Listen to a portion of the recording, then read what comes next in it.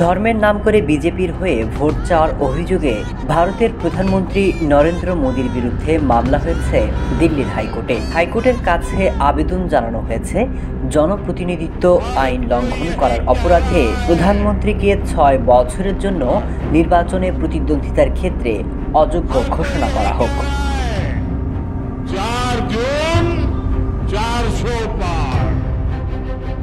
মামলাকারী একজন আইনজীবী, নাম আনন্দ এস জন্দাল।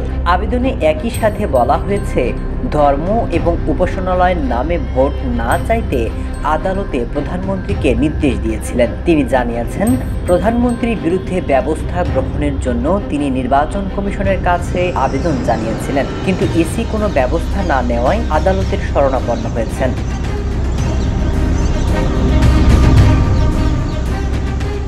আবেদনে বলা হয়েছে, ৯ এপ্রিল উত্তরপ্রদেশের পিলিভিটে প্রধানমন্ত্রী এক নির্বাচনী জনসভায় ধর্মীয় আধারে বিজেপিকে ভোট দেওয়ার জন্য আবেদন জানিয়েছিলেন। সমাবেশে বলেছিলেন তিনি রাম মন্দির তৈরি করে দিয়েছেন। জন্দালের দাবি, এভাবে ধর্মের জিগির তুলে ভোট চেয়ে তিনি আদর্শ নির্বাচনী আচরণবিধি ভঙ্গ করেছেন।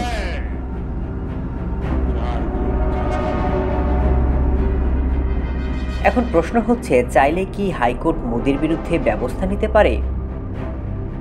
১৯৭১ সালের লোকসভা নির্বাচনে আদর্শ নির্বাচনী আচরণবিধি ভঙ্গ করার অভিযোগে তৎকালীন প্রধানমন্ত্রী ইন্দিরা গান্ধীর বিরুদ্ধে মামলা করা হয়েছিল। ১৯৭৫ সালের জুন মাসে ওই মামলায় এলাহাবাদ হাইকোর্ট ইন্দিরাকে দোষী সাব্যস্ত করেছিলেন। তবে সুপ্রিম কোর্টে গিয়ে ইন্দিরা হাইকোর্টের রায়ে স্থগিতাদেশ আদায় করেছিলেন, তারপর জারি করেছিলেন জরুরি অবস্থা।